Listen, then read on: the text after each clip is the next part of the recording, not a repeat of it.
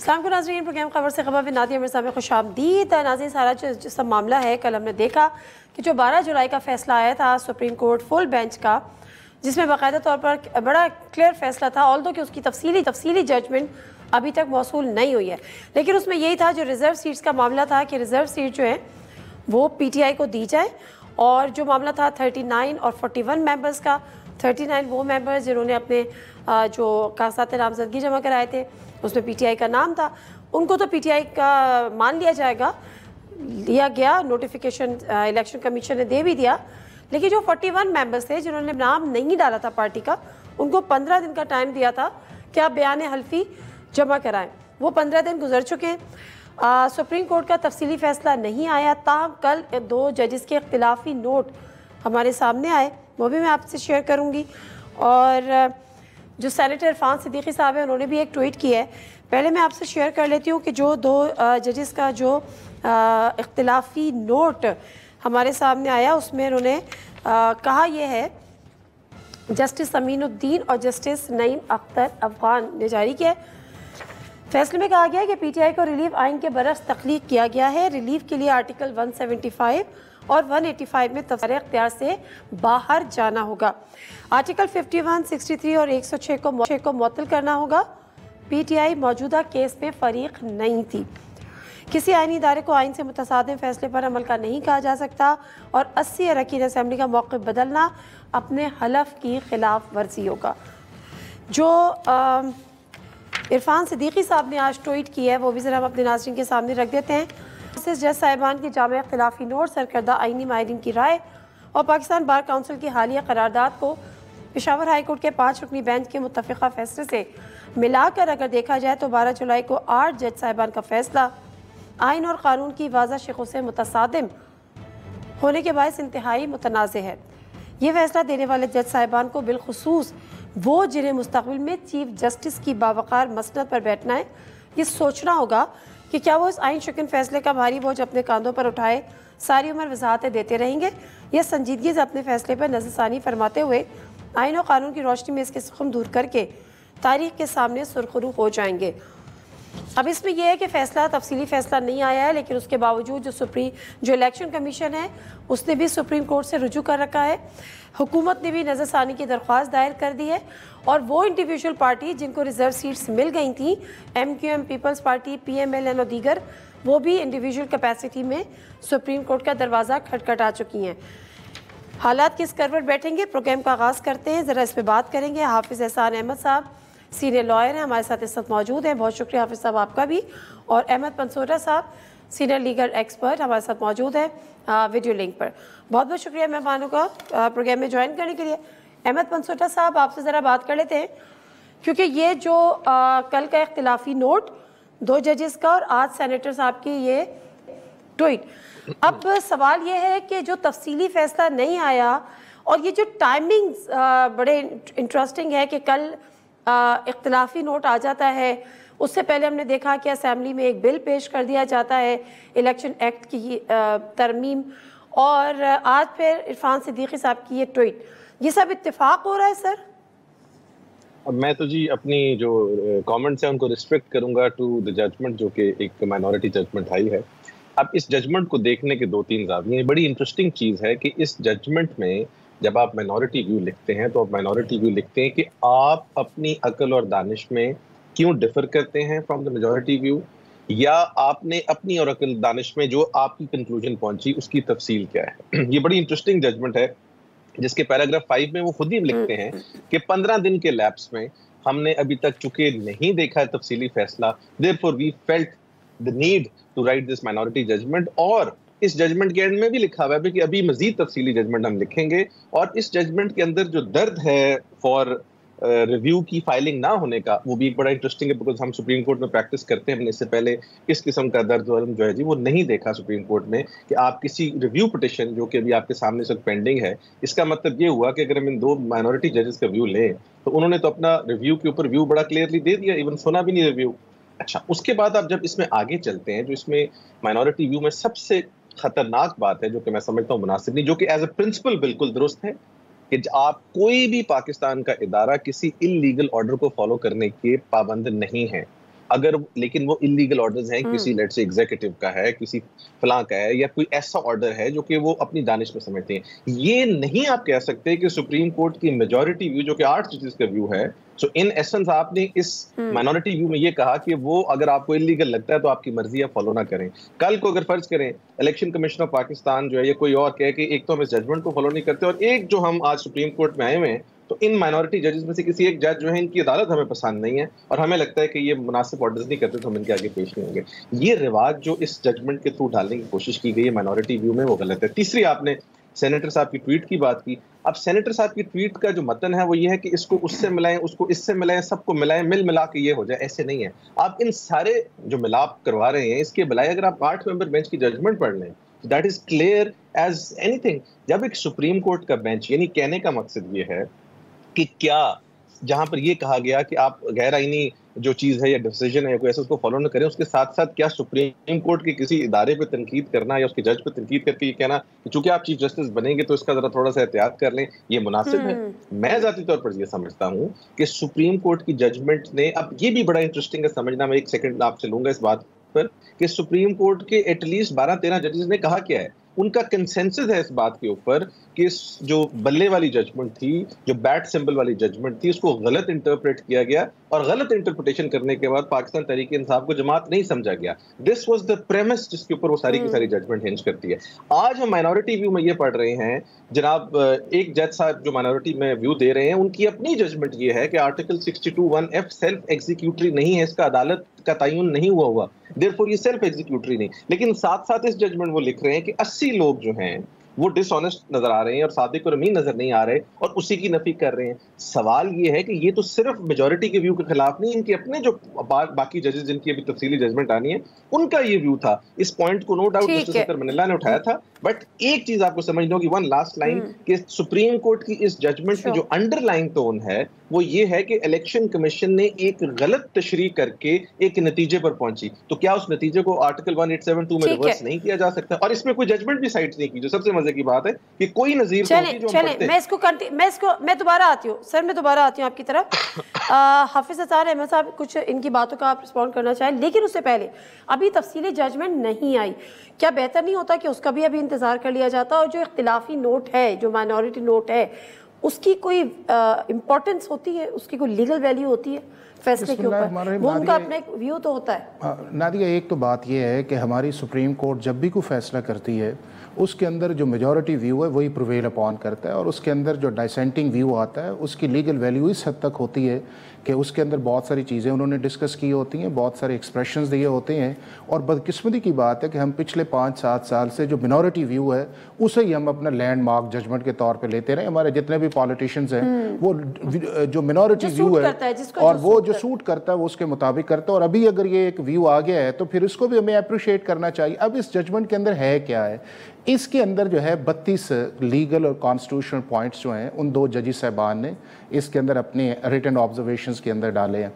एक उन्होंने ये डाला है कि पाकिस्तान की सुप्रीम कोर्ट, और ये 32 पॉइंट ऐसे हैं जो कॉन्स्टिट्यूशनल या लीगल हैं, इनको पाकिस्तान का कोई भी जो justice sector rated practising lawyer है वो उसको डिनाई नहीं करता है। नंबर 1 कि पाकिस्तान की सुप्रीम कोर्ट जो है वो आर्टिकल 75 के नीचे अपनी जुरिस्डिक्शन इस्तेमाल करती है, subject to the constitution and law, उसको 175 से बाहर नहीं जाना चाहिए। पाकिस्तान का कॉन्स्टिट्यूशन 185 के अंदर अगर सुप्रीम कोर्ट डील करती है तो उसको लिस्ट से बाहर नहीं जा सकती, और आज तक कोई प्रेसिडेंट ऐसा नहीं है कि सुप्रीम कोर्ट ने 185 के अंदर 187 पे वैसा फैसला किया हो कि ना वो आपके सामने पार्टी हो, ना उसने रिलीफ मांगा हो, और बल्कि ये है कि वो ऐसी पार्टी दूसरी पार्टी को एज ए प्रॉक्सी के तौर पर सुप्रीम कोर्ट के अंदर अपने केस को सपोर्ट करती रही हो। नंबर 3 उन्होंने ये कहा है कि अगर सुप्रीम कोर्ट ऑफ पाकिस्तान ये होल्ड करती है कि इनके डिक्लेरेशंस जो हैं उनको वापस लिया जाए, तो फिर सुप्रीम कोर्ट ऑफ पाकिस्तान को आर्टिकल 175, आर्टिकल 185 से पहले बाहर निकलना पड़ेगा। उसके बाद ये है कि आर्टिकल 51 जो है उसको सस्पेंड करना पड़ेगा, क्योंकि जो आर्टिकल 51 है उसके अंदर बड़ा क्लियर लिखा हुआ है कि 3 दिन के अंदर आपने डिक्लेरेशन देनी है, और अगर आप डिक्लेरेशन एक दफ़ा दे देते हैं तो आप उसको विड्रॉ नहीं कर सकते। और डिक्लेरेशन किस लिए देने हैं? डिक्लेरेशन इसलिए देने हैं कि मैं उस पोलिटिकल पार्टी को ज्वाइन कर रहा हूं जो इलेक्शन सिंबल के ऊपर लड़के आई है। दूसरा इस चीज़ के अंदर यह है कि क्या पाकिस्तान की जो पोलिटिकल पार्टी रजिस्टर्ड है जिसके ऊपर अब रजिस्ट किया जा रहा है, अगर वो इलेक्शन लड़ भी लेती है लेकिन अगर उसके पास इलेक्शन सिंबल नहीं है तो वो आर्टिकल 51 के अंदर जो है वो एंटाइटल नहीं है। वो असेंबली के अंदर एज ए पार्लियामेंट्री पार्टी के तौर पे तो आ सकती है, लेकिन आर्टिकल 51 की जो रिक्वायरमेंट है उसके अंदर उसका यह है कि इलेक्शन लड़के आना, रिजर्व सीट्स के लिए 104 के नीचे अप्लाई करना, उसके बाद यह है कि जो उसको कैंडिडेट्स, जो इंडिपेंडेंट कैंडिडेट्स हैं, उनका पार्टी हेड उसको इंडोर्स करे कि ये इंडिपेंडेंट कैंडिडेट्स मेरी पार्टी के अंदर आने चाहते हैं। और जिनको एसआईसी ने इंडोर्स किया है, पहली तो स्टेज ये है कि ना उन्होंने इलेक्शन लड़ा, ना उन्होंने लिस्ट दी, और पीटीआई का तो अपना ऑफिशियल स्ट्रक्चर भी मौजूद नहीं है। अगली जो चीज़ ये है कि क्या सुप्रीम कोर्ट ऑफ पाकिस्तान जो है, जो रूल 94 जो है या सेक्शन 104 को बाईपास करके कोई जजमेंट दे सकती है? बिल्कुल नहीं दे सकती। और यही वो चीज़ है कि पाकिस्तान, एक सेकंड, कि ये जो जजमेंट है इसके अंदर पहली दफ़ा भी आया, सुप्रीम कोर्ट ने कहा कि हमें पॉलिटिकल फैसिलिटेशन के अंदर नहीं जाना चाहिए, और अभी भी इस जो दो जजेस के जजमेंट के अंदर आया, उन्होंने यही कहा है कि अगर आपने इसको एक्सीड ऑफ जुरिसडिक्शन करना है तो आपको आइन को सस्पेंड करना पड़ेगा, और सुप्रीम कोर्ट आइन को सस्पेंड नहीं कर सकता। अच्छा, अब दो चीजें हैं। अभी जो अहमद पनसोटा साहब ने भी कहा कि बहरहाल अब जो है वो आइन को तो नोटिफिकेशन जारी हो गया, और नहीं, अगर जारी भी हुआ, they are not entitled for the allocation of reserve seats. चले ठीक है, एलोकेशन ऑफ रिजर्व सीट्स के एंटाइटल नहीं होंगे, बट अभी सुप्रीम कोर्ट ने बताते खुद भी यही कहा है कि रिव्यू करें तो हमारे पास आए और इंप्लीमेंटेशन। मैं ब्रेक ले लेती हूँ, ब्रेक से वापस आती हूँ। तो जो इंपॉर्टेंट चीज़ वो ये कि जब ये बात भी तमाम जजेस बात में मुत्तफिक थे, जो आप बात कह रहे हैं कि अपने निशान पे नहीं लड़ा, कि जो उनका फैसला था उसकी इंटरप्रिटेशन गलत हुई है, और लेकिन अब बहरहाल पार्लियामेंट्री पार्टी एक्सेप्ट कर लिया है, चाहे वो 39 मेंबर्स के लिए हो, तो फिर 41 के लिए क्या कबात है? ब्रेक लेती हूँ, उस पर बात करते हैं।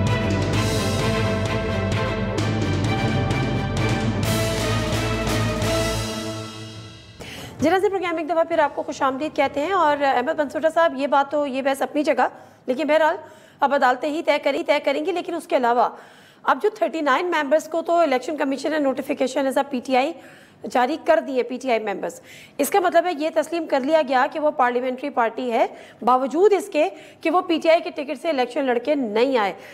लेकिन जिस तरह से अभी हाफिज एहसान साहब कह रहे हैं कि वो भी एंटाइटल नहीं होंगे रिजर्व सीट्स के, ऐसा ही है? देखिए जी, मैं तो दो बातें करूंगा। एक तो हाफिज साहब ने बिल्कुल बड़ा तफसील से उसको एक्सप्लेन किया। एक तो ये है कि मेरा व्यू क्या हो सकता है, जो हाफिज साहब ने बातें की उन पर मैं बाद में आता हूँ। उससे पहले 8 मेंबर मेजॉरिटी जो है वो ये ऑलरेडी बात सारी की सारी क्लियर कर चुकी है। जहां तक 39 की बात की, पीसीपी ने ही उस जजमेंट को इम्प्लीमेंट किया। उसके साथ साथ एलोकेशन और रिजर्व सीट्स जो हैं उसकी बात भी वहां पर क्लैरिटी के साथ हो गई। इन 41 के बारे में भी ये कहा गया कि ये अपनी चीजें सबमिट करेंगे, उनकी बेसिस पर आप डिसाइड कर लेंगे। और इस सारी का प्रेमिस ये था कि पाकिस्तान तहरीक इंसाफ को as a political party, as a parliamentary party वहां पर एक्सेप्ट किया गया। और उस एक्सेप्टेंस की बेस पर, और इस एक्सेप्टेंस की जो बेसिस थी वो ये थी कि मेजॉरिटी प्लस जो माइनॉरिटी की मेजॉरिटी है, उन्होंने ये कहा कि बल्ले वाली जो जजमेंट है उसकी गलत तशरीह करके ये काम किया गया। जिस बात के ऊपर हम बार बार आ रहे हैं कि जनाब ये अपील फाइल नहीं की थी, they were not before the supreme court of Pakistan. Supreme court of Pakistan तक आने के लिए उससे पहले इसके साथ साथ पीटीआई ने कुछ चीजें फाइल की हुई थी और वो फाइनली चेंबर अपील में आके रुक गई। उससे ज्यादा इंपॉर्टेंट बात यह आज सुप्रीम कोर्ट की वेबसाइट पर जजमेंट आई, जो कि पुराना प्रिंसिपल है कि अगर कोई पार्टी एक एग्रीव्ड पार्टी है या नहीं है, लेकिन अगर किसी जजमेंट से उनके राइट्स इफेक्ट हो रहे हैं इन एन एपीलेट जुरिस्डिक्शन, तो वो उस पर पार्टी बन सकती है। 2024 सीएलसी गालिबन 1 है या 3 है, मैं उसकी आपको साइटेशन भी दे देता हूँ। सवाल ये है कि यहाँ पर article 1872 has come into power, जिसकी नवीद नज़ायर मौजूद थी। क्या इस चीज को माइनॉरिटी व्यू में डिस्कस किया गया कि वो किस जजमेंट पर रिलाई करके ये बात कह रहे हैं? आप पाकिस्तान की, मैं आपको एक और चीज पर लेके जाता हूँ। आइन का प्रीफेस दिबाचा क्या? आइन का दिबाचा ये है कि हाकिमियत अल्लाह ताला की जात की है, अवाम ताकत का सरचश्मा है, अपने नुमाइंदगान के थ्रू पावर एक्सरसाइज करते हैं। वो नुमाइंदगान जिनके थ्रू वो पावर एक्सरसाइज करते हैं, उन नुमाइंदगान का जो इशू है उसको हम टेक्निकलिटी की बेस पर कहें कि जी चूंकि आप you are not before us, therefore Pakistan का जो 1,80,00,000 प्लस वोटर है उसको हम माइनस करते हैं। यही सारी की सारी चीजें जो constitutional jurisdiction of course read with it was an appellate jurisdiction के साथ पढ़ा के 1872 में कहा गया। मकसद ये है कि आपने will of the people intent देखना है। अगर आपने इन टेक्निकलिटीज में जाना है, और हाफिज साहब ने बड़ी सही बात की कि हम ज्यादा शौकीन है आजकल ये डाइसेंटिंग नोट्स पढ़ने की, तो डाइसेंटिंग नोट्स बड़े बड़े खौफनाक हैं। इस वक्त की एग्जिस्टिंग गवर्नमेंट के लिए डाइसेंटिंग नोट्स पर हमें जाना पड़ेगा, पीछे हुदैबिया तक जाना पड़ेगा। डाइसेंटिंग नोट्स तो बहुत खतरनाक है। जब एक सुप्रीम कोर्ट जो वहां पर जज बनकर गए हैं, जिनको वहां पर एक वैलिडली अपॉइंट किया गया है, उनका एक व्यू है एक चीज पर 8 मेंबरान का, हम ये कह रहे हैं कि नहीं वो बात गलत है। और कोई सेनेटर, कोई एमएनए, कोई और बंदा ये इस चीज में बेहतर पोजीशन में बताने की कि उनका क्या व्यू था। मैं इस चीज से डिसएग्री करता हूं। हो सकता है ये व्यू गलत हो, कल को रिव्यू में टेकअप करके आप इसको और तरह डील करें। ठीक है। अच्छा, अब दो चीज़ें, एक तो ये कि चलें ठीक है, बहुत ज़्यादा टेक्निकलिटीज़ में गवर्नमेंट भी जा रही है, बहुत से लोग भी जा रहे हैं कि जी पीटीआई डिजर्व नहीं करती, वो इंटाइटल नहीं होती, रिजर्व सीट्स के नहीं होती, लेकिन उसके साथ साथ गवर्नमेंट इतनी टेक्निकलिटीज़ में क्यों जा रही है? कभी वो बिल आ रही है, कभी वो जो बंदर बाट हुई थी पहले रिजर्व सीट्स की, वो इंडिविजुअल कैपेसिटी में जा रहे हैं। फिर ऑल्दो के फुल बेंच था, लेकिन आप नज़रसानी अपील में भी चले गए। ऑल्दो कि अगर आपके पास रिजर्व सीट पीटीआई को मिल भी जाती हैं, हुकूमत बनाने की पोजीशन में तो नहीं होंगी, फिर डर किस चीज़ का है आपको लगता है? एक तो ये है कि पाकिस्तान का जो 10-12 साल से एक पॉलिटिकल एनवायरनमेंट है, उसके अंदर बहुत हॉस्टिलिटी है और उसके अंदर एक दूसरे की पॉलिटिकल एग्जिस्टेंस को नहीं माना जा रहा और उसी की वजह से प्रॉब्लम सारे आ रहे हैं। अब ये है कि अगर पीएमएलएन या दूसरी पॉलिटिकल पार्टीज जो बिल्कुल इंटाइटल नहीं है आर्टिकल 51 के नीचे, चूँकि वो अपने प्रोपोर्शन से ज़्यादा हिस्सा नहीं ले सकते, उन्हें नहीं जाना चाहिए था इस चीज़ के अंदर, लेकिन चूँकि पाकिस्तान है, आप दूसरे की पॉलिटिकल स्पेस लेना चाहते हैं और ये लेना जो चाहते हैं उसके लिए फिर आप हर जगह जाते हैं और वहाँ के ऊपर फिर टेक्निकलिटीज़ आती हैं। दूसरा उस चीज़ के अंदर ये है कि अगर सुप्रीम कोर्ट ऑफ पाकिस्तान एक फ़ैसला करती है और जिसकी तरफ बार बार इशारा किया जा रहा है कि आर्टिकल 187 जो सुप्रीम कोर्ट का जो 12 जुलाई का फैसला आया है, वहाँ पे किसी जगह आर्टिकल 187 पे नहीं है, वहाँ पे कोई एक आर्टिकल नहीं है कि जिसके अंदर रिलाई करके सुप्रीम कोर्ट ऑफ पाकिस्तान कहे कि हम आर्टिकल 51 पे रिलाई कर रहे हैं, हम आर्टिकल 106 पे रिलाई कर रहे हैं, हम एक सेक्शन 104 पे रिलाई कर, हम रूल 94 पे रिलाई कर रहे हैं, हम आर्टिकल 62 या 63 पे रिलाई कर रहे हैं। सुप्रीम कोर्ट ने वो सारी जजमेंट जो है वो एक पॉलिटिकल फैसिलिटेशन के लिए वो जजमेंट दी है।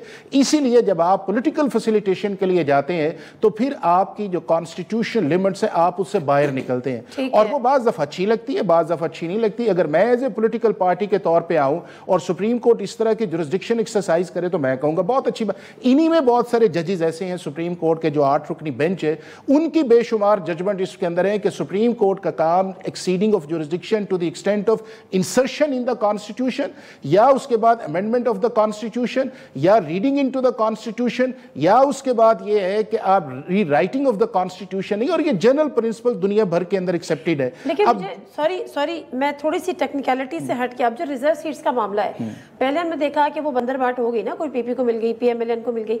अब अगर ये एलिजिबल नहीं होते, आप कह रहे हैं एंटाइटल नहीं होती है पीटीआई, चाहे वो सुन्नी इत्तेहाद काउंसिल के 41 हो चाहे 39 पीटीआई के हो, फिर ये किधर जाएंगे? नहीं देखें ना, पहले तो ये है कि सुप्रीम कोर्ट ऑफ पाकिस्तान का हम जो बार बार ये कह रहे हैं कि सुप्रीम कोर्ट का फैसला अमल दरामद नहीं किया जा रहा। सुप्रीम कोर्ट बजाते खुद नहीं कहा कि मेरे फैसले पे अमल दरामद करे। सुप्रीम कोर्ट ये कह रही है कि अगर मेरे अमल दरामद के अंदर प्रॉब्लम को आती है तो आप मेरे पास अप्रोच करें, और वो इलेक्शन कमीशन ऑफ पाकिस्तान को या पीटीआई को एक ऑफर करते हैं। और ये कभी भी इस तरह नहीं हुआ कि सुप्रीम कोर्ट ऑफ पाकिस्तान जब कोई जजमेंट करे और उसके अंदर ऑफर करे कि अगर आपको इंप्लीमेंटेशन के अंदर प्रॉब्लम है तो आप हमारे पास आए। अब वही इंप्लीमेंटेशन की प्रॉब्लम्स जो हैं वो इलेक्शन कमीशन ने कुछ भिजवाएंगे या कुछ और जाएंगी, ये पीटीआई जाएगा तो वो फैसला फिर वो 8 रुकनी बेंच करेगा कि क्या वो उनका जो पॉइंट्स आया है, उस लीगल लेकुनाज आए हैं या कॉन्स्टिट्यूशनल पॉइंट्स आए हैं, क्या सुप्रीम कोर्ट उस मैंडेट के अंदर उन्हें एड्रेस कर सकती है या नहीं कर सकती, ये क्वेश्चन।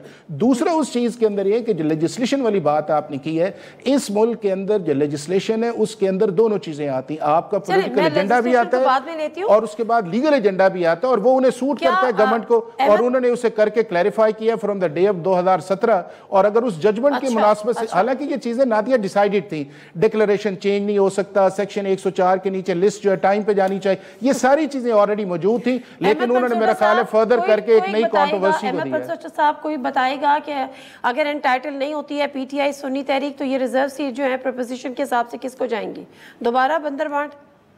मेरे नज़दीक तो जी ये प्रेमिस ही गलत है। उसकी वजह ये है कि जिस तरह हाफिज साहब कह रहे हैं, मैं स्लाइटली इनसे डिसएग्री करूंगा कि सुप्रीम कोर्ट ने अपनी जगह, पहली तो बात ये है कि जो सुप्रीम कोर्ट का ऑर्डर है, अभी हम ऑर्डर तक अपने आप कन्फाइन करते हैं, जो मेजॉरिटी का है, उसका अगर वेट कर लेते मेजॉरिटी का एक तफसीली फैसले का, तो आपको आर्टिकल 1872 के साथ साथ बहुत कुछ मिलता, लेकिन वेट नहीं किया गया क्योंकि रिव्यू जो है उसकी बहुत ज्यादा तशवीश थी।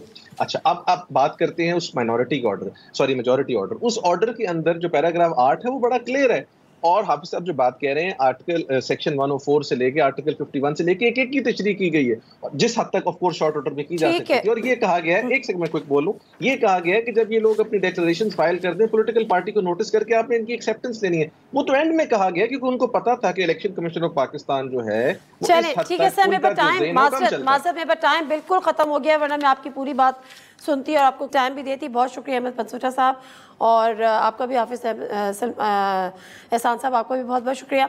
ब्रेक लेते हैं, ब्रेक से वापस आते हैं। ज़रा इस पे जो बिल भी पार्लियामेंट में अब पेश हुआ है कायमा कमेटी की मंजूरी के बाद, मुमकिन तौर पर कल होगा। अहमद बिलाल सूफी साहब हमारे साथ मौजूद होंगे, अहमद बिलाल महबूब साहब, उनसे ज़रा उनकी कानूनी राय भी लेंगे।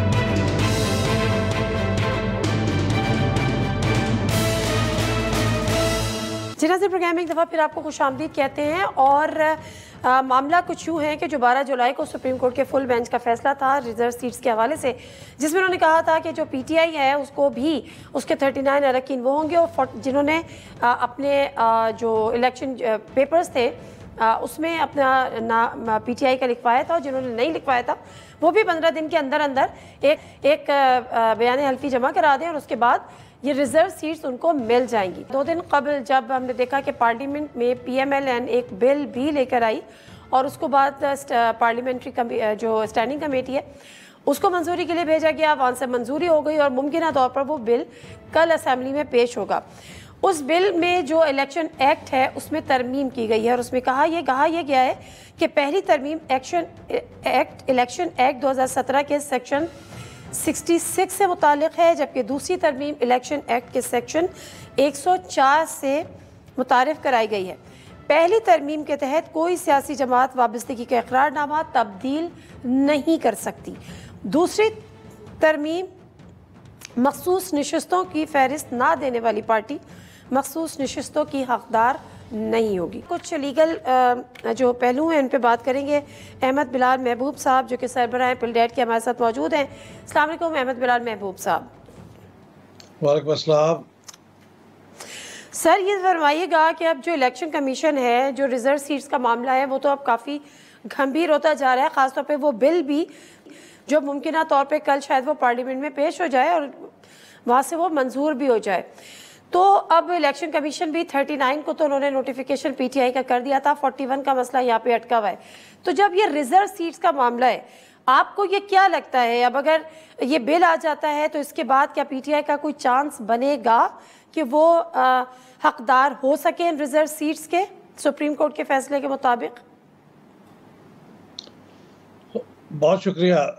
देखिए, मैं ज़ाती तौर पे तो मैं समझता हूँ कि जो फैसला है उसके ऊपर अमल दरामद होना चाहिए।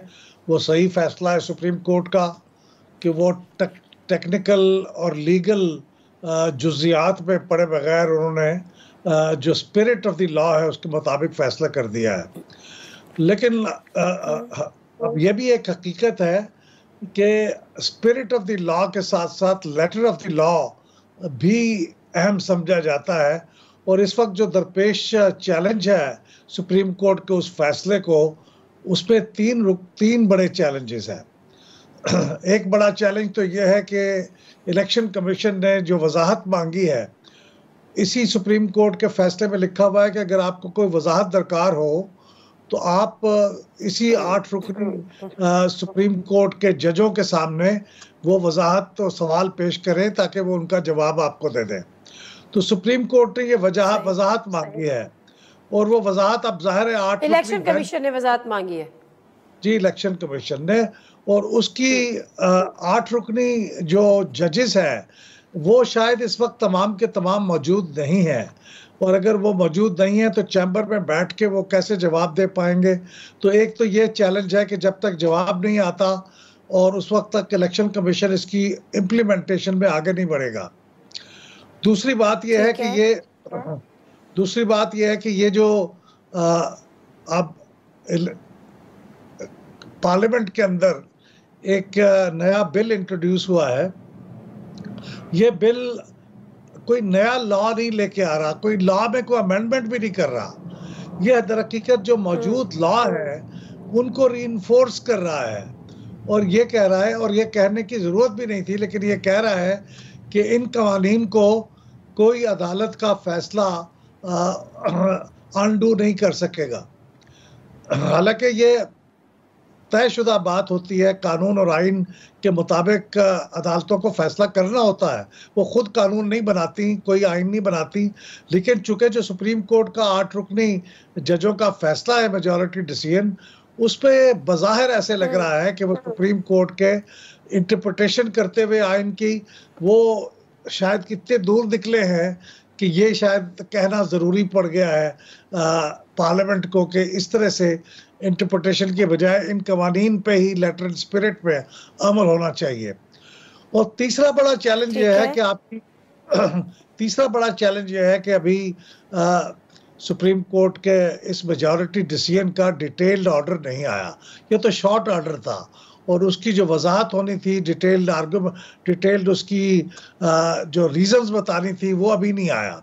और वो उन्होंने मुलतवी कर दिया है सुप्रीम कोर्ट के तमाम कोर्ट्स की जो छुट्टियां हैं 2 महीने की, उसके बाद वो करेंगे। तो अगर वो 2 महीने बाद आएगा तो इसका मतलब है कि जो रिव्यू पिटीशन है वो भी 2 महीने बाद आएगी। तो उस वजह से भी मामला, लेकिन जब वो आएगी तो वो सुप्रीम कोर्ट का अपना टाइम टेबल ख़त्म हो चुका होगा। लेकिन चूंकि जो इलेक्शन कमीशन की वजाहत है उसका जवाब नहीं आया होगा, और इस दौरान अगर ये लॉ भी पास हो जाता है तो फिर इसका मतलब यह है कि यह मामला उस वक्त तक खटाई में पड़ जाएगा जब तक 2 महीने के बाद रिव्यू पिटीशन की जाएगी। ठीक है, तो इसका मतलब तो ये कि जो 12 जुलाई को फैसला था जिसमें उन्होंने 15 दिन का टाइम दिया था कि आप अपने बयान हल्फी जमा करा दें 41 मेंबर्स के लिए, ज़ाहिर है वो टाइम भी एक्सीड हो चुका और वो बार भी ख़त्म हो गया। अब एक बात और जो मुझे आपसे जाननी है, क्योंकि मामला है असल जो सारा मसला है वो सिंपल सा है कि जो रिजर्व सीट्स हैं वो पीटीआई को या सुन्नी इत्तेहाद काउंसिल को मिल सकती है या नहीं मिल सकती। अब ये जो बिल है जो गवर्नमेंट लेकर आ रही है या ले आई है, इसको इसके बाद तो डेफिनेटली वो नहीं, लेकिन दूसरा जो पेशावर हाई कोर्ट का फैसला भी मुअत्तल हो गया था, तो अब जो रिजर्व सीट्स है क्या ये वेकेंट रहेंगी असेंबली में या दोबारा से उसी तरह से बंदरबाट हो जाएगी कि 4 पीपी रख ले, 4 पीएमएलएन रख ले, 2 एमक्यूएम रख ले? देखिए, बुनियादी बात तो ये तय करना है ना इन सारे फैसलों में, ये बात थी कि क्या सुन्नी इत्तेहाद काउंसिल या पीटीआई, क्या वो क्वालिफाइड पार्टियां हैं जिनको एलोकेट हो सकती हैं ये रिजर्व सीट्स। मेरे ख्याल में तो पीटीआई बजाते खुद एक डिजर्व करती थी, क्योंकि ये बात तयशुदा बात है कि ये जो तमाम मेंबर इलेक्शन लड़ रहे थे बतौर इंडिपेंडेंट के, वो मजबूरी में लड़ रहे थे, दर हकीकत तो वो पीटीआई के लोग थे। लेकिन अब ये मामला ये है कि चूंकि ये बात अभी तय होना बाकी है हतमी तौर पे कि क्या ये डिजर्व करती है ये पार्टी सुन्नी इत्तेहाद काउंसिल या पीटीआई, क्या वो क्वालिफाइड पार्टियां हैं। अगर वो क्वालिफाइड पार्टियां हैं तो जाहिर है फिर ये सीटें उन्हें मिलनी चाहिए सुप्रीम कोर्ट के मेजॉरिटी डिसीजन के मुताबिक। लेकिन अगर वो पार्टी क्वालिफाइड नहीं है तो फिर जो बाकी बचने वाली सीटें हैं वो खाली नहीं छोड़ी जा सकती, वो जाहिर है डिस्ट्रीब्यूट ही होंगी उन पार्टियों में जो क्वालिफाइड पार्टियां हैं हर असेंबली के अंदर। नहीं, लेकिन ये बिल आने के बाद, ये बिल इंट्रोड्यूस हो चुका, अब इसकी एक्सेप्ट मतलब पास होने के बाद क्या स्टेटस होगा? क्योंकि इसमें तो है ना कि जिन्होंने इलेक्शन जो लिस्ट ही जमा नहीं कराई उनको भी नहीं मिलेंगी फिर। जी देखिए, ये जो बिल है अगर ये पास हो जाता है तो उसके बाद ये बड़ा एक सिनारियो डेवलप होगा कि क्या इस बिल को, जो कि एक्ट ऑफ पार्लियामेंट बन जाएगा, तो एक्ट ऑफ पार्लियामेंट को क्या सुप्रीम कोर्ट के अंदर चैलेंज होने के बाद उसको मुअत्तल किया जा सकेगा, क्या उसको अनडू किया जा सकेगा? मेरे ख्याल में तो वो बड़ा मुश्किल होगा, इसलिए कि सुप्रीम कोर्ट किसी कानून को उसी वक्त मुअत्तल कर सकती है जो वो आइन के मुतसादिम हो, उसके बुनियादी हकूक से मुतसादिम हो। तो मुझे नहीं लगता कि ये मुतसादिम है, लेकिन बहरहाल ये फैसला तो सुप्रीम कोर्ट को करना है, और अगर वो इसको अनडू नहीं करती मुश्किल नहीं है कि सीटें, फिर मुश्किल है कि सीटें पीटीआई या सुन्नी इत्तेहाद काउंसिल को मिल पाए। ठीक है, बहुत शुक्रिया अहमद बिलाल महबूब साहब। और जो सूरत हाल है, जिसको कहते हैं ना कि एड़ी चोटी का किसी भी हुकूमत को जोर लगाना होता है अवाम की फलाह बहबूद के लिए, उसके आसानियों के लिए, उसके बुनियादी हुकूक की फराहमी के लिए, लेकिन यहाँ पर बिल्कुल उल्टा हिसाब है। इस हुकूमत ने एड़ी चोटी का जोर सिर्फ ये लग रहा है कि किसी ना किसी तरह PTI का रास्ता कहीं ना कहीं से और हर तरह से रोका जाए, और ये उसकी एक ताज़ा मिसाल है। ब्रेक लेते हैं, ब्रेक से वापस आएंगे तो जो सैलरी क्लास टैक्स दे रही है, सबसे मजलूम तबका है, ना टैक्स चोरी कर सकता है, ना अपनी तनख्वाहें छुपा सकता है, ना उनकी तनख्वाहें बढ़ती हैं, ना वो एहतजाज कर सकता है, लेकिन एहतजाज हो रहा है। हमारे साथ वहाद सिराज साहब मौजूद होंगे जो कि CEO हैं एयरटेल पाकिस्तान के, और वो इस कैंपेन में शामिल हैं। उनसे ज़रा पूछेंगे, बात करेंगे।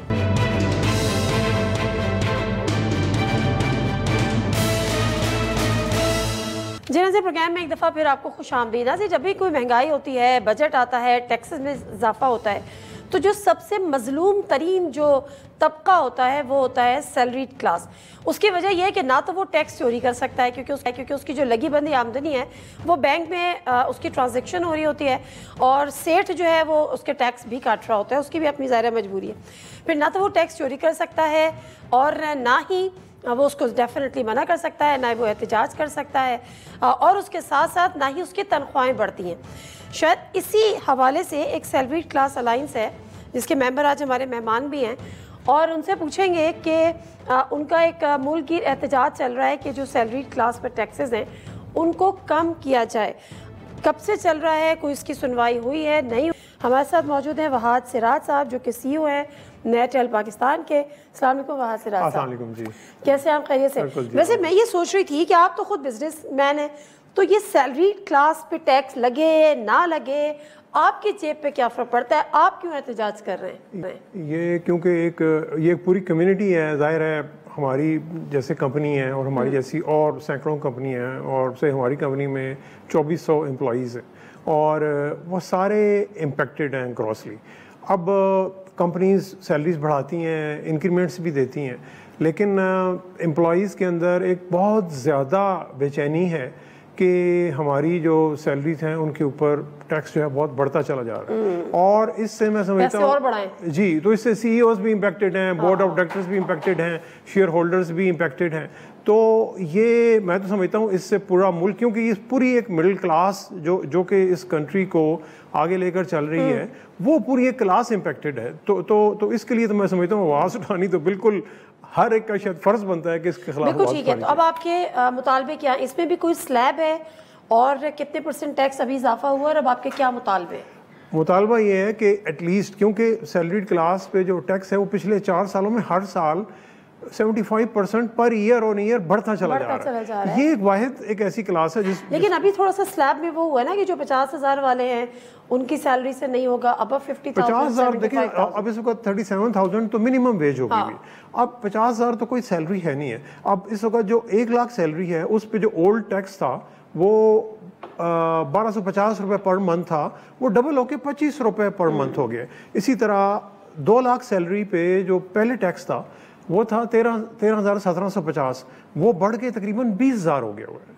और इसी तरह जो 3 लाख सैलरी है वो 36,000 टैक्स था, वो बढ़ के 46,000 हो गया हुआ। और ऑनेस्टली स्पीकिंग वराज से रास्ता, मुझे नहीं पता आपकी कंपनी कितना रेज देती है नहीं देती है, but in general otherwise hardly इन हालात में जो है वो रेज मिलते हैं, अब नहीं मिल रहे। हमारी कंपनी तो 10% अक्रॉस द बोर्ड देती है। अदरवाइज भी आप इंडस्ट्रीज को देख लें या वैसे भी देख लें कि जी काम बंद पड़ा हुआ है, बिजनेस नहीं है, अनएम्प्लॉयमेंट, बेरोजगारी मजीद बढ़ रही है। इससे ना जब आपकी सनतें बंद हो रही हैं, छोटे छोटे बिजनेस बंद हो रहे हैं, रियल एस्टेट का काम इस हद तक मुतासर हुआ है, तो तनख्वाहें बढ़ाना तो दूर की बात, यहाँ तो तनख्वाहें खत्म ही हो रही है, बेरोजगारी हो रही है। अब मुझे बताएं कि मुतालबा किससे है, क्या है, और फिर फर्दर स्ट्रैटेजी। मुतालबा पहला तो मुतालबा ये है कि एटलीस्ट मिनिमम से मिनिमम ये है कि जो पिछले साल के स्लैब्स थी उन्हीं को रिस्टोर किया जाए। ठीक है। क्योंकि 3 साल से बढ़ाते चले आ रहे हैं। अब ये जो मैक्सिमम सैलरीज पे जो टैक्स की स्लैब है वो 40% तक चली गई है। अब देखिए ये इनकम टैक्स है जिसमें से सैलरीड क्लास कोई अपने खर्चे नहीं निकाल सकती। देखिए बिजनेसेस के जो नेट प्रॉफिट पे टैक्स होता है उससे पहले उन्होंने सारे अपने जो एक्सपेंसेस हैं वो एडजस्ट किए होते हैं। सैलरीड क्लास के तो कोई एक्सपेंसेस एडजस्ट नहीं हो रहे हैं ना, बच्चों की फीस एडजस्ट नहीं हो रही, रेंटल एडजस्ट नहीं हो रहा, बिजली का बिल एडजस्ट नहीं हो रहा, तो उनके ऊपर ये जो 25% से लेकर 40% तक की जो स्लैब है ये तो बिल्कुल ही। अच्छा, अब मुझे बताएंगे जो आपका एहतजाज है ये कंट्री वाइड है, किस स्केल पर है, और क्या किसी ने गवर्नमेंट के किसी से राब्ता किया है, हुकूमती शख्सियत से, वज़ीर खजाना से? ये जो एहतजाज है ये कंट्री वाइड है, ये पूरे मुल्क में हो रहा है, पेशावर में भी, लाहौर में भी, कराची में भी, इस्लामाबाद में भी, और इसमें जो सैलरी क्लास है वो इसको ज्वाइन करती जा रही है और ये एहतजाज बढ़ता जा रहा है। अब ज़ाहिर है सैलरीड क्लास कोई लॉकडाउन नहीं कर सकती, कोई शटर डाउन नहीं कर सकती, बेचारे एहतजाज भी नहीं कर सकते, टैक्स चोरी भी नहीं कर सकते। एग्जैक्टली, टैक्स चोरी भी नहीं कर सकते। तो अब हो ये रहा है कि अब बहुत सारे जो एम्प्लॉयर्स हैं, जो एम्प्लॉइज हैं, वो ये डिमांड करते हैं कि जनाब आप हमें इंक्रीमेंट या जो सैलरीज हैं वो कैश में पे करें। तो यस एग्जैक्टली, और ताकि ये टैक्स डेट में ना आए। तो देखिए क्या हो रहा है कि आपने टैक्स की स्लैब इतनी बढ़ा दी है कि एक जो ऑनेस्ट तबका पिछले कई दिहाइयों से दयानतदारी से टैक्स देता आ रहा था, आप उसको पुश कर रहे हैं कि वो भी अब टैक्स को छुपाना शुरू हो जाए और टैक्स चोरी करना शुरू कर दें। तो ये जो ट्रेंड है ये, क्योंकि आप जब टैक्स को इतना बढ़ा देते हैं कि वो किसी भी जो एक तबका है उसकी पहुंच से ही बाहर हो जाता है। अब देखिए 40% direct tax, income tax, GST, sales tax, ये टैक्स, बिजली पे टैक्स, हर टैक्स 60-70% अगर आपकी तनख्वाह टैक्सों में चलेगी तो पीछे क्या रह गया? तो वेरी ट्रू, वेरी ट्रू। यहाँ पर मैं आपके ये देख रही थी कुछ जो सोशल मीडिया पे भी हमने काफ़ी, इसमें आपने लिखा कि 3 elite own IPPs for idle capacity charge, यानी जो हम बड़ा इस वक्त IPPs को कर रहे हैं, कैपेसिटी चार्जेस बिला वजह हम पे कर रहे हैं, उससे भी एक कंपैरिजन किया हुआ है। उससे कंपैरिजन, यानी पिछले साल में तकरीबन सैलरीड क्लास ने 368 अरब रुपए टैक्स पे किया। उसी साल में जो 3 सिर्फ IPPs, 30 में से 3 जो बड़े IPPs हैं, उनको जो हुकूमत ने आइडल कैपेसिटी, यानी वो कैपेसिटी जो फारिग पड़ी है, जिन्होंने बिजली प्रोड्यूस ही नहीं की, उसकी उन्होंने 370 अरब रुपए पेमेंट की।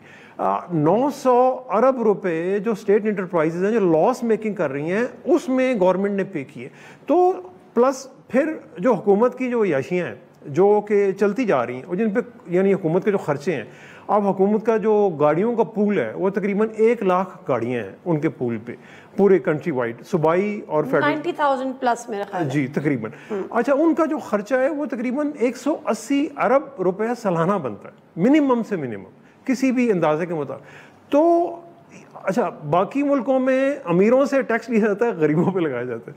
यहाँ पे गरीबों से टैक्स लेके अमीरों पे और अमीरों की जो इमारत है और जो याशी है उसको और बढ़ाया जा रहा है। ये तो बिल्कुल एक जुल्म का निज़ाम। मुझे सिर्फ एक ही जुमला इस पे नजर आ रहा है कि शर्म उनको मगर नहीं आती। ठीक है, चलें, ये तो सूरत हाल है, जाहिर सी बात है, एक बड़ा अच्छा कॉज है मेरा ख्याल है। जितने भी सैलरीड क्लास है, ऑल्दो कि उनके पास बड़े लिमिटेड ऑप्शंस होते हैं, हर कोई बेचारा 9 से 5 जॉब भी कर रहा है, उसके अलावा जो आप सारी चीज़ें हैं, एहतजाज में शामिल होना नहीं है, लेकिन मेरा हर एक के दिल की आवाज़ तो है। आई टेक दिस अपॉर्चुनिटी कि आप यहाँ पर मौजूद है। ये जो इंटरनेट की बंदिश, जी, इंटरनेट नहीं चल रहा, इंटरनेट कभी फेसबुक नहीं चल रहा, कभी व्हाट्सएप नहीं चल रहा, जो एक्स का हाल किया हुआ है वो तो हमारे और आपके सामने है। फिर मुझे याद है कि पिछले दिनों आपकी तरफ से आ गया था कि जी हमारे जो सार्फिन हैं उनको फेसबुक पे मुश्किलात होंगी या व्हाट्सएप पे मुश्किलात होंगी, तो माजरत, ये क्या कहानी है? ये कहानी ये है कि जो नेटवर्क हैं ऑपरेटर्स के, उनसे ऊपर एक और नेटवर्क है इस मुल्क में, तो और जिसको कंट्रोल और वो नामालूम नेटवर्क तो नहीं है, वो नामालूम अफराद। अच्छा। तो अब वो और उसकी कोई विजिबिलिटी नहीं है। पीटीए से पूछें कि इशू कहाँ हुआ है, तो पीटीए कहती है जी हम नहीं बता सकते। सार्फिन हमें पूछते हैं कि हम नहीं बता सकते, हम नहीं बता, हमें नहीं पता या हमें कुछ नहीं पता, ब्लैंक बिल्कुल।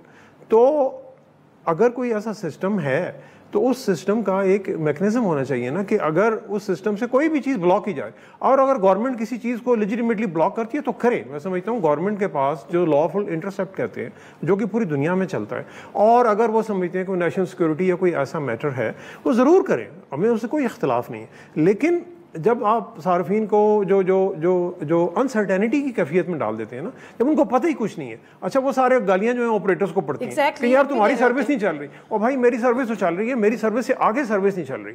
तो ये इस डिलेमे से मैं समझता हूँ कौम को निकालना चाहिए, और जो भी चीज़ है वो आप करें, और लॉफुल जो भी काम कर रहे हैं उसको बताएं लोगों को कि ये हम ये कर रहे हैं और इसकी ये वजूहात, और बताएं ना कि फायर वॉल जी मतलब बताएं तो सही ना। हाँ बताएं बिल्कुल कि वो फायरवॉल है, और फायरवॉल का जो भी हमारी नेशनल सिक्योरिटी और जो पाकिस्तान की सालमियत के खिलाफ जो भी मुहिम चलती है, सिर्फ उसको टारगेट करना है और उसको करना है। तो लोगों को बताएं, लोगों को आगाह करें कि ताकि लोगों को पता हो, और फिर अगर कोई प्रॉब्लम आ रही है उसमें, क्योंकि सिस्टम जब भी लगते हैं सिस्टम मेल फंक्शन करते ही करते हैं पूरी दुनिया में नहीं तो ये सॉरी मैं आपकी बात काट रही हूँ, मुझे थोड़ा सा क्लैरिटी चाहिए कि जो मतलब फायर वॉल है ये काम कैसे करेगी, क्या काम करती है? ये ऑनेस्टली हमें भी नहीं पता कैसे करेगी। ये भी नहीं पता, ये भी नहीं पता, ये बताया नहीं जा रहा, ये नहीं, बिल्कुल नहीं बताया जा रहा है जी। चलें हम दुआ कर सकते हैं कि आप लोग जिस मिशन पे निकले हैं एटलीस्ट जो सैलरी क्लास वाला मामला है वो हो जाए। लेकिन हकीकत ये, अच्छा एक सवाल जाते जाते, ये जो इंटरनेट की बंदिश कह लीजिए या फायर बॉल का इनक़ाद बाद में लग जाती है या जो भी है वो कह लीजिए, जो भी कह लीजिए, इससे जो IT का शोबा है वो किस हद तक मुतासर होगा? जो रिमोट जॉब्स हैं आजकल इंटरनेशनली भी आपको पता है ग्लोबल सारी रिमोट जॉब्स हो रही हैं जिसमें आजकल की यूथ बहुत ज़्यादा इन्वॉल्व है। तो ये जो प्रॉब्लम्स अब क्रिएट हमारे सामने हो रही है इंटरनेट के हवाले से, ये कितनी मुतासर होगी ये मुतासर हो रही हैं, इससे लोगों में बड़ी बेचैनी है। पाकिस्तान पिछले 2-3 सालों से हमारे जो इवन प्राइम मिनिस्टर साहब भी ये कहते रहे हैं, और वाकई फैक्ट है कि पाकिस्तान फ्रीलांसिंग कंट्रीज़ में दुनिया में 6ठे नंबर पे आ रहा है, और पाकिस्तान में एक बहुत बड़ी तादाद है फ्रीलांसर्स की। फिर पाकिस्तान की IT एक्सपोर्ट्स जो कि इस वक्त $2 to $3 बिलियन ईयर पे जा रही हैं, और जिनको गवर्नमेंट कहती है कि हम इसको 25 बिलियन पे लेके जाएंगे, और इसमें एक बहुत बड़ा पोटेंशियल है इस मुल्क में क्योंकि एजुकेटेड यूथ है।